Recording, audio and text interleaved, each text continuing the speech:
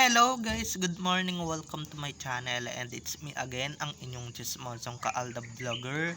So gusto ko munang magpasalamat sa inyong lahat sa mga walang sawang tumatangkilik, nanonood, sumusuport at sumusubaybay ng aking mga content dito sa aking channel. So thank you so much for the undenying support and syempre sa mga supporters ko na hanggang ngayon nandito pa rin sa aking tabi.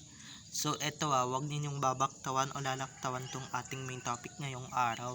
I'm sure na hindi ninyo pagsisisihan na pinanood nyo to mula umpisa hanggang hulihan, and syempre wag kayo mag-i-skip ng segment, okay? So eto na, dumako na tayo sa ating main topic for today's video. Pag-usapan na natin etong nasagap ko lang kahapon. Gagawa talaga ng paraan sina Alden at Maine para umamin sa publiko. So wait lang tayo ha. Kasi yung iba dyan hindi makapaghintay, hindi makapagtimpi na umamin yung dalawa, 'di ba? So ito na guys, watch this. Mamaya ipapaliwanag ko sa inyo ng buong buo. So ito na guys, watch this. At kung nakita nyo na ngayong recap, so once again, say TTO sa mga admins. So thank you so much sa mga nagtitiwala, and syempre sa mga nagbibigay sa akin ng updates. Maraming salamat.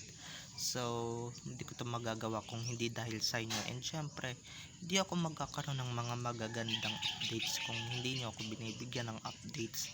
And syempre pinapahintulutan nila tayong ilabas ang katotohanan patungkol kina Maine at Alden. So eto na, dumako na tayo sa ating main topic for today's video.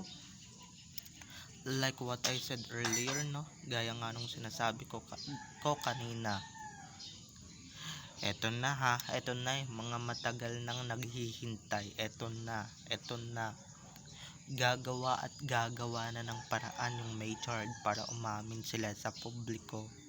Diba?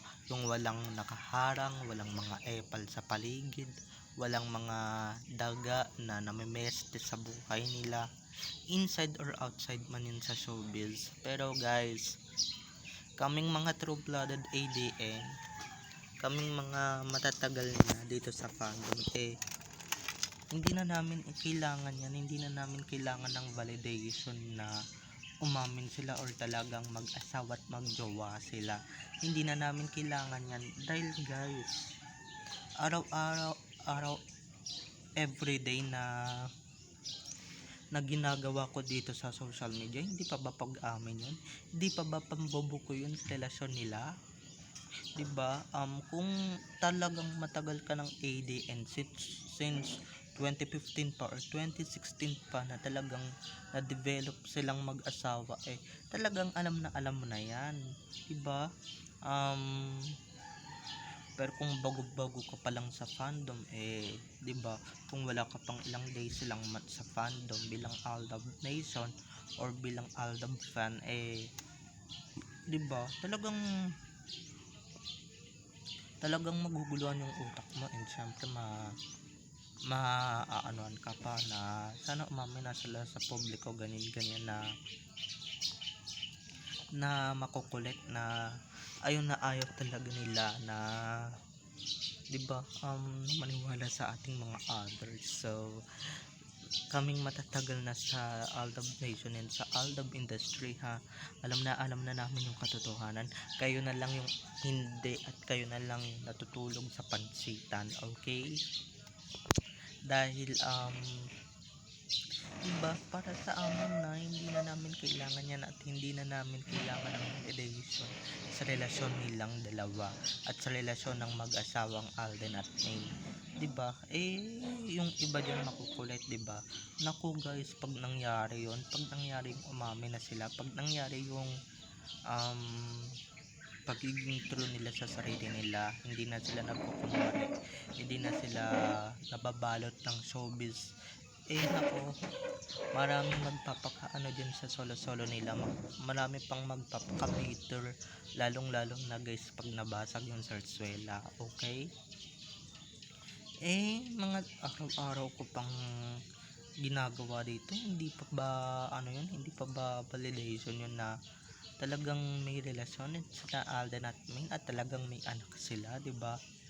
Ayaw talaga nilang umamin kasi nga mapapahamak yung mga bata, and syempre yung mga contracts nila na pinirma na kailangan single sila all the way, 'di ba, all the way through.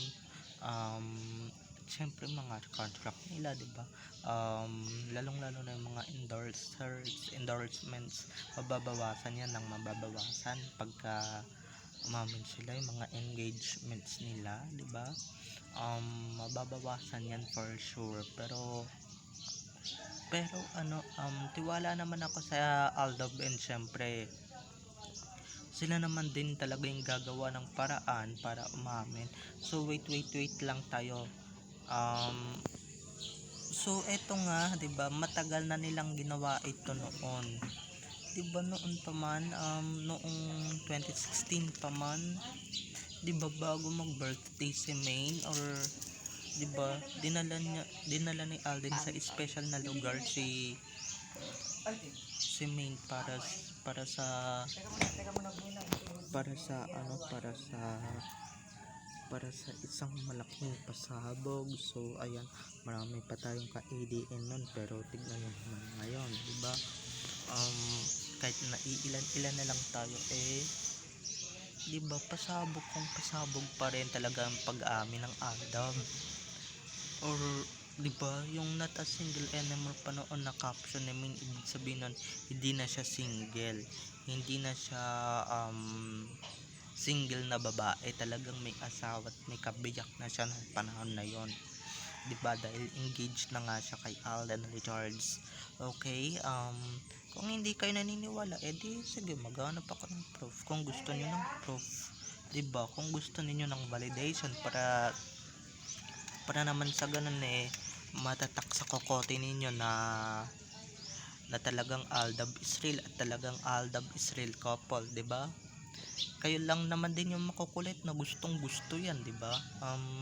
Kami okay lang kami kahit na hindi naman umamin si Alden or si Main na talagang magkarelasyon silang dalawa, 'di ba? Kahit na hindi sila umamin at hindi nila isa publiko yan, dahil baka mamaya pag nalaman ng publiko yan or malaman ng mga taga showbiz yan, ako, dudumi yan, 'di ba? Marurumihan pa yan lalo. Marumi na nga yung Sarsuela. Marurumihan pa yung real life nilang relasyon, 'di ba? Ayaw nilang magaya sa ibang artista na simula nung umamin, 'di ba, napakadaming napakadaming hiwalayan issue na nangyari or naganap dito sa mundo ng showbiz, 'di ba? Madaming couples diyan, hindi ko na sasabihin kung ano-ano, tapos nagkakatotoo naman din. At saka ayaw ni Alden yung pagkatapos maghiwalay, magjo-jumble na naman sa isa. Ayaw ni Alden ng ganon, 'di ba? Kaya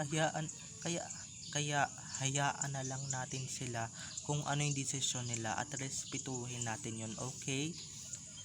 Yung iba dyan hindi naman kasi marunong lumispeto, 'di ba? Hindi naman marunong gumalang ng desisyon ng iba, 'di ba? Tignan niyo yung mga, di ako magbabanggit ng ibang love team, ibang couple.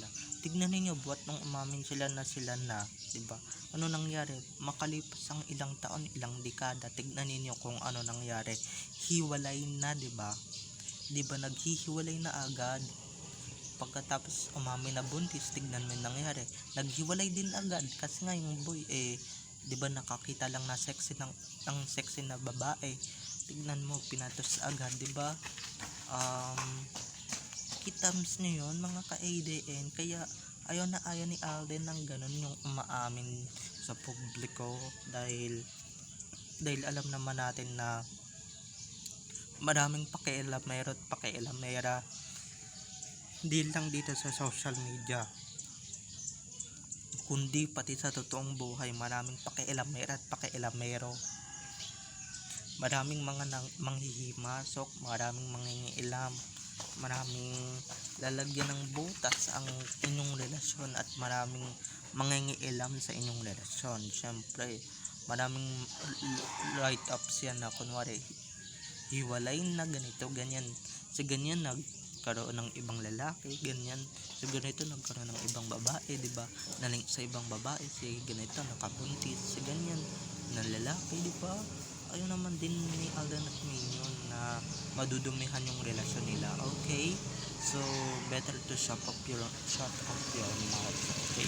So, bye-bye na mga ka-ADN. I love you all. Have a nice day. Keep safe and God bless. See you later everyone. Bye-bye. I love you all.